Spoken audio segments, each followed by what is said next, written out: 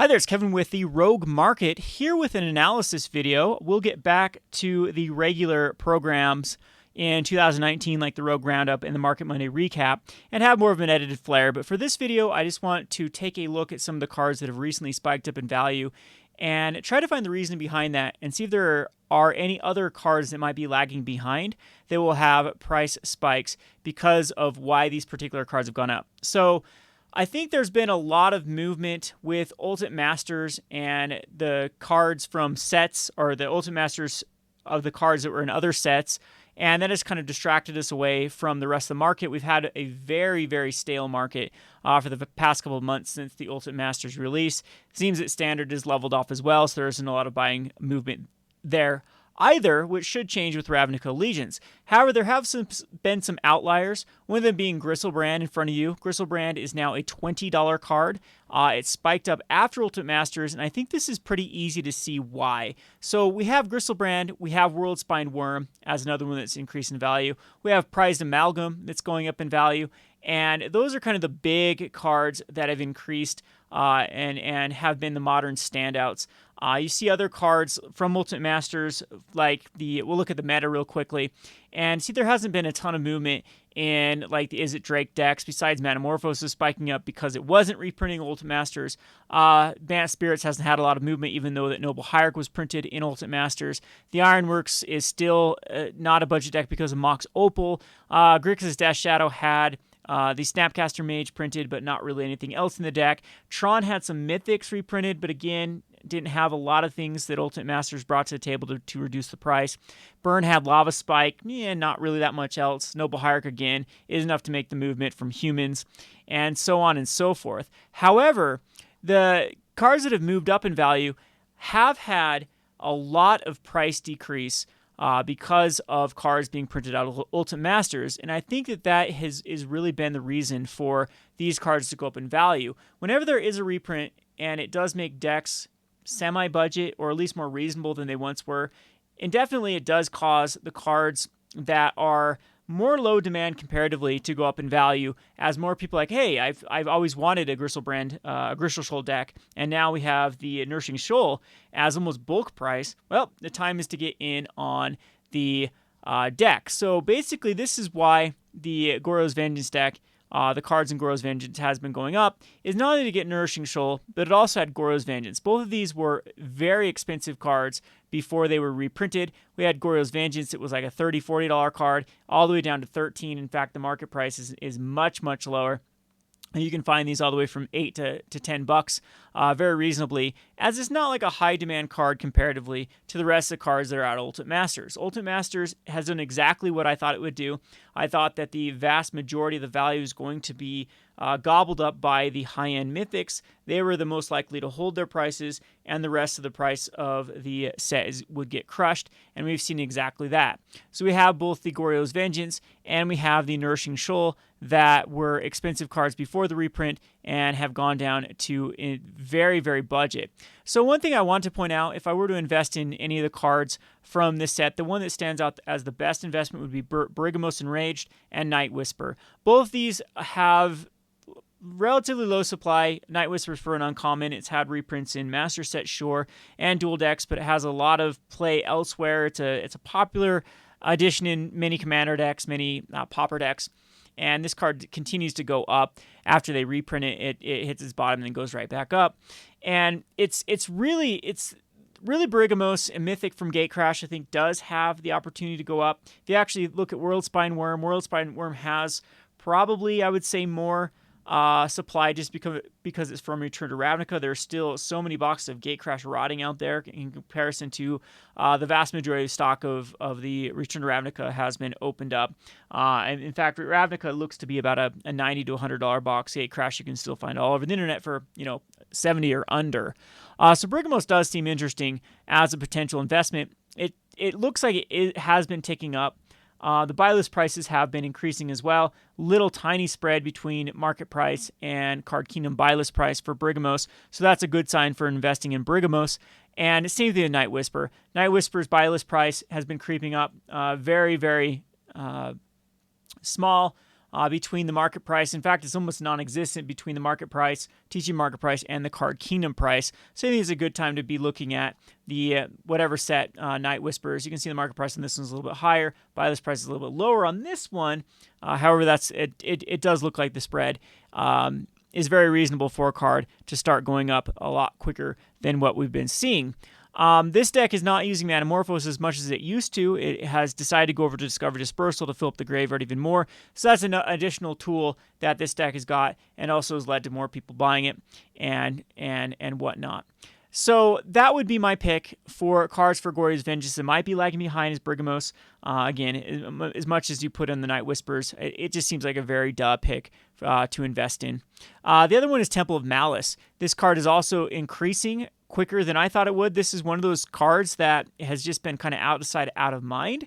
And it's funny because some of these what do we call these? Yeah, just the Scry lands from the Born of the Gods, Theros, and Journey to Nyx haven't really moved at all. Yet this one continues to move, and it's because it sees play in the Goryo's Vengeance deck and every now and again a few other decks. It's one of the very few temples that actually does see play.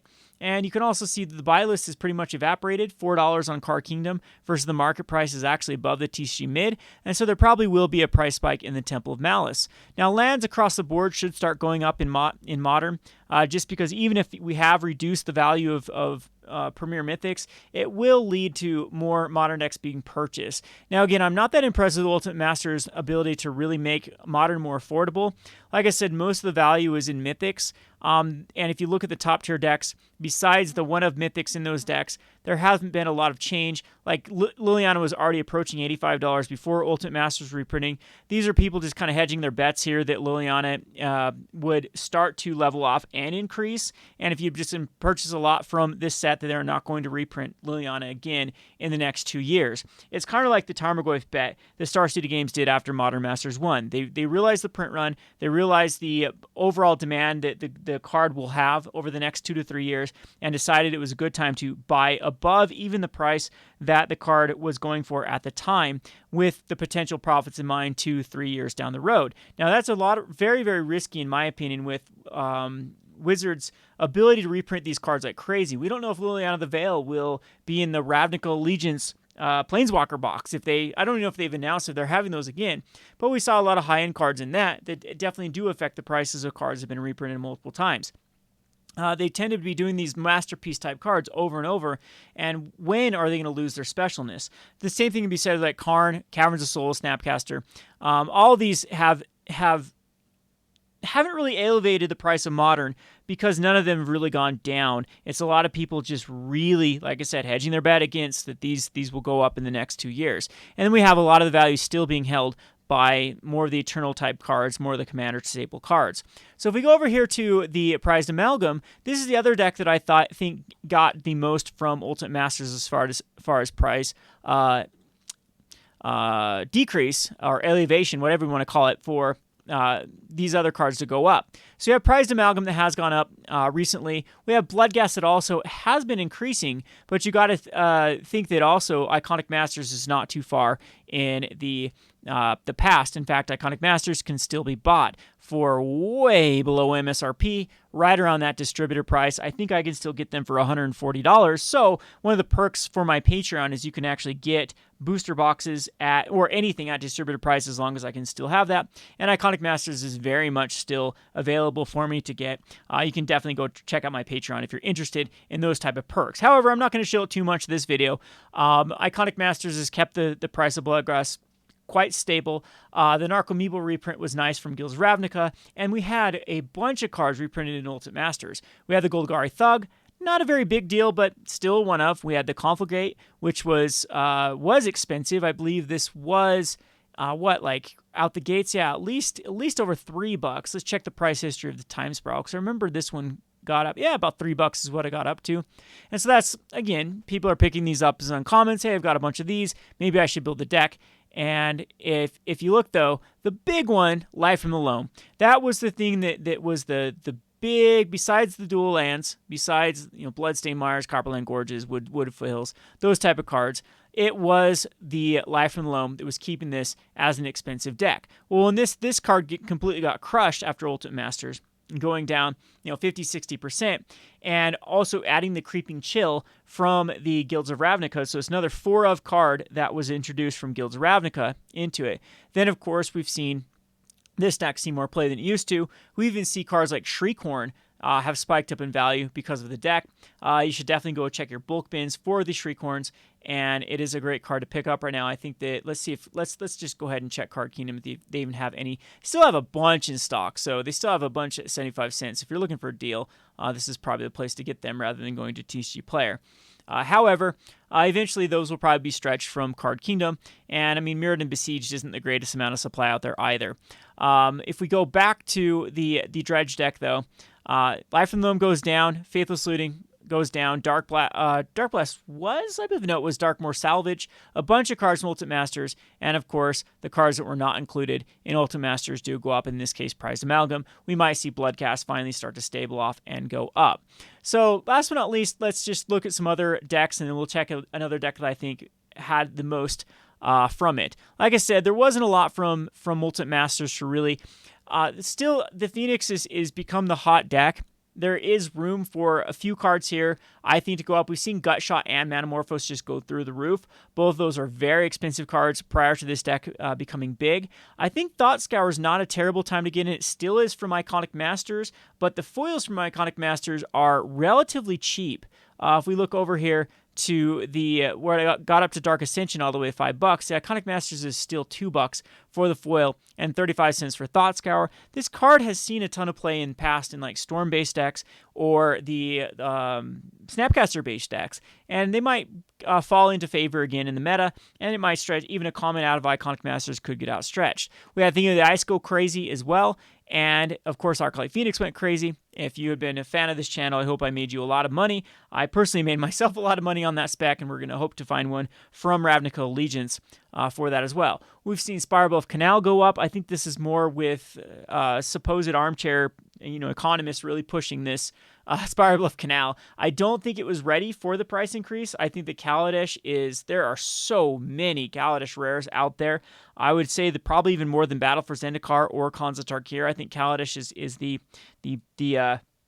set that has the most supply out there in the history of Magic the Gathering, especially because it was also the time period that they started doing the Standard Showdown, which added disproportionately more playable cards, especially lands, into the mix than it did other rares. So there are a lot of supply with Spirebluff Canal, and I think that the main price increase for this card had more to do with just everyone saying that this card was going to go up, and it created a self-fulfilling prophecy. I personally don't like it at this price. Again, it's gone up through the roof in the past couple days. And again, it's just more people like trying to hedge their bets and think this is going to be an expensive card going forward. I personally do not see that happening. Anyway, that's just me personally.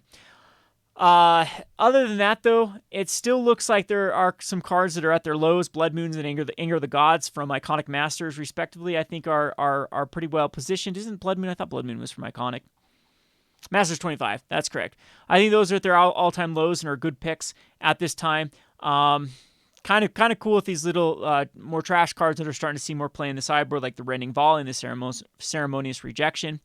And not a lot of this stands out besides that. Everything I think is pretty much gone up, able to go up from the Izzet deck. If we go back over to the meta, let's go, whoops. We'll look at Boggles since we're here. Boggles is another one that I think is interesting. We had the Core Spirit Dancer who was printed in Battle Bond, and we also have the Daybreak Coronet that was printed in the Ultimate Masters, and also had another recent reprint. So some of these more trash-based cards look pretty good to me. Path to Exile did not get a reprint. It has recently, though. But cards, especially like the Ethereal Armor, the foils have already spiked up in value. It is from Return to Ravnica common, but these have been able to hit historically up to $1 to $1.50 rank. I definitely think you should start finding these out of the bulk bin. They see a lot of play in Pauper too. If we do see another Pauper resurgence, there's been a lot of call for Wizards of the Coast to finally legitimize paper Pauper, and I think that's their next step. They made it a competitive format on Magic Online, I think they really need to transition over into Pauper and start pushing out some products that can get Pauper going. Whether or not Ethereal Armor would be in those products, it's used in both Bogles and Mono White Heroic, is a debate for another day. However, I do think that is on the horizon, and we will see a Pauper a 2.0 price spike in type of cards. So any type of card that is seen play in heavy numbers in both Pauper and Modern are cards that I definitely have my eye on. And I know it's not very exciting for a lot of people looking at like a 25 or 35 cent card and being like, oh, they could go up to $1, but that's where buy listing really comes in. It's where a particular vendor goes out and they increase their buy list. And yeah, that quarter card that markets for $1.25 that you can sell for 50 cents is a very quick profit margin when you're selling these in the quantities of $100 to $200 or 100 to 200 of them. I've done that many times before with buy lists with cards that have that I got in at nothing and sold out at double of what I got them in, and it's just a lot less headache to do so. One vendor, huge package. I've had very good experiences in the past with these type of cards. This had a lot of reprints recently, like I said, from Ultimate Masters and the Battle Bond, and maybe it's more of the lands you should be looking at. I mean, even the Hallowed Fountain's going to get a relief here, being printed out of, well, probably will actually stick price out of Ravnica. But the Seachrome Croast, the Razor Edge Thicket, these are two cards that could go up just because Bogles is much, much more easy to build. Rest in Peace and I guess Stony Silence hasn't had since Modern Masters, but Rest in Peace had a recent reprint. But Leyline of Sanctity definitely is the card that I think is going to go through the roof in the next year. This card has gone down in value, and I don't know why. To me, this must be just because this card has gone out of favor. The matchups, probably if we're going in more Phoenix, more humans. Yeah, but I don't know. I think the decks are going to start incorporating Leyline. This tends to be a card when it goes back down in value that cards will come in, more attrition-based decks will come in, and then Leyline and Sanctity will get pushed back in the meta. So this is an interesting price fall now that we're looking down all the way from 40 to 20. Might be the time to get back in to the Leyline of Sanctities. They're very far down. Buy list prices are way far down too. This is one I'll have to do more research on and return a report for the Leyline of Sanctity. But I think that'd be my pick from Bogles if you think that this is going to. These are usually, I've seen the Leyline of Sanctity put in the main before with Bogles rather than something like Stubborn Denial. It seems like that Stubborn Denial is the choice now that they are running the Curious Obsessions. I don't know how well Curious Obsession needs to be run in this deck. There are plenty of alternatives in green for this card, at least the one that was out of Amonkhet. Doesn't give the +1/+1, but it is what it is. Anyway, let's go take a look back at the metagame one last time before we call this a wrap. And you can see, though, that there isn't. I know that Prized Amalgam, the Worldspine Wurm have got up in value, but most of these decks haven't had a lot of change as far as Ultimate Masters making them more budget friendly. You have cards or decks like Jund and Green Black. They get a little more interesting because there were multiple cards at Mythic. But again, Mythic historically they haven't changed in price, and therefore it doesn't really elevate the price of the deck and make people say, oh, wow, Tarmogoyf and Liliana reprinted Ultimate Masters, I'm going to now buy out these prices. That's just been my opinion with those type of cards. You want to find those undervalued rares like the Life From the Loam, the Nourishing Shoal, and the Goryo's Vengeance. So that's kind of and I guess Through the Breach was also in that deck. I forgot to mention that. So that's kind of my challenge to you, is maybe scour some decks for me and figure out the decks that maybe I'm overlooking cards from Ultimate Masters down here in the rare range that just got crushed in value that now become extremely budget because of I was even looking like Flaxstones or Trocaire, for example, and there was a deck that used to run 4 of them that used the Martyr of the Sands, which also got a reprint in this deck. That might be interesting. Maybe that's like a deck you can look at that can have potential of the pieces going around it, because it's now easy to pick up 4 Flaxstones or Trocaire that go in that deck, even though it wasn't a necessity in that deck. But overall, what I'm looking for Ultimate Masters is not a lot of cards that are really going to lead to any other sort of movement. I mean, Tasker sees play. It never was an expensive card, though. It's not going to lead people to building decks. And those were basically, we've seen the increases. We've seen the Nourishing Shoal and the Goryo's Vengeance, the Through the Breach, and the Life From the Loam. And, I mean, besides, unless you think Noble Hierarch is really going to lead to spirits and humans going up in value, there's not a lot left for us to get excited about for potential investments. So if I'm wrong, though, Vengevine, maybe that deck can come back. We add the Vengevine and the... Let's just take a look at that deck real quick before we close it. Vengevine and the Vexing Devil. Is that deck even still seeing play? So, yep, Vengevine here. This one's particularly not running the Vexing Devil. I've seen Vexing Devil being running these lists. This looks like it's the Greater Gargadon. They're actually running Bridge from Below. So now this one actually is interesting. So here's another one that I think you could look at for potential investments, because you have Bloodghast, Vengevine, and Bridge from Below, and Faithless Looting. They all have been reprinted recently. So I guess it could give some room for Gravecrawler. And is Gravecrawler trending up? It looks like Gravecrawler is still pretty stagnant. But that is definitely interesting for a card like Gravecrawler in this deck. Walking Ballista has still been in the Challenger decks. There's still a lot of supply out there. I know the Bushwalker has had an increase. I'm not too excited about cards like the Insolent Neonate or the Stitcher Supplier, still in Standard. Viscera Seer, common, that's kind of iffy there about that card. So out of this, I think it would be just the Greater Gargadon that would be the pick for a deck like this. But if there are any silver linings, definitely comment section below if I've missed any decks that Ultimate Masters really did affect. Now, I have to reiterate this one last time. We're not talking about mythics. We're not high-end mythics. Yes, there's Karn. Yes, there's Liliana. Yes, there was Tarmogoyf. Yes, there's Snapcaster Mage. They typically don't cause big movements, big swings in these decks becoming more budget-friendly, or at least elevate the price to where they're more reasonable. So anyway, that's my challenge to you in the comment section below. Before we close this list, though, I do want to make attention to something that I have been working on. My friend, unfortunately, my friend has been going through a bit of a downer with his roof. It's the middle of winter, and roof is leaking. And so we have tried to put together a fundraiser for my buddy. In fact, if you watched my Rogue Deck Builder channel from way back in the day, there used to be a store that I was loosely associated with. It was my friend's store called JRET Games that I used to go help out with. And as the old owner of JRET Games, where he's kind of in a little bit of a pickle with his roof. And we need to raise about $6,000. His insurance dropped him. I believe they do a daycare as well, so they have to have insurance, and that's his livelihood. And until that roof is fixed, they're kind of in a pickle with, legality reasons and stuff like that. Like if anything goes wrong right now, it's pretty risky. So we're trying to get that roof fixed as quickly as possible. He is selling his entire Magic collection, which has a ton of just stock full of value. We're trying to get between buy list price and the see if this will actually pull up. Maybe Google Docs will not. I'll have a link in the description here. Oh, I'll pull over already. Here we go. This one will work. I don't know why it's over here. So anyway, we're trying to get somewhere between the TCG market price and highest buy list price. For example, like Dark Confidant, TCG market price is 52, buy list size 36. So our asking price is 44. So I've got a list of his cards that he's selling. I got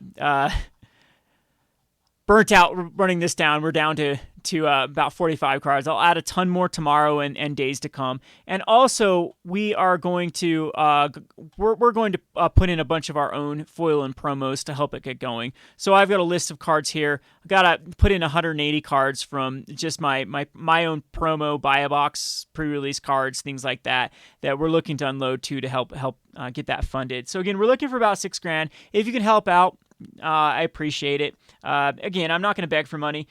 This is just a way you help us out. We'll help you out by giving you cheaper Magic cards, and hopefully we can get this funded. It is balls cold right now. Rural Utah or Central Utah usually does not get this cold. We hardly ever go below 20 degrees, and we've been in the single digits and even negatives. And so it's not a good time right now to be having like roof problems and pipe problems and things like that, especially if it's uninsured and your livelihood depends on being insured. So anyway, if you can help out, I'd greatly appreciate coming and checking out these lists. And I know it's just my horrible Excel spreadsheet, talentless list here, but hopefully you can find something that you've been wanting to purchase, make a purchase, and we can get that roof funded. Anyway, this has been Kevin with the Rogue Market. Thanks for watching.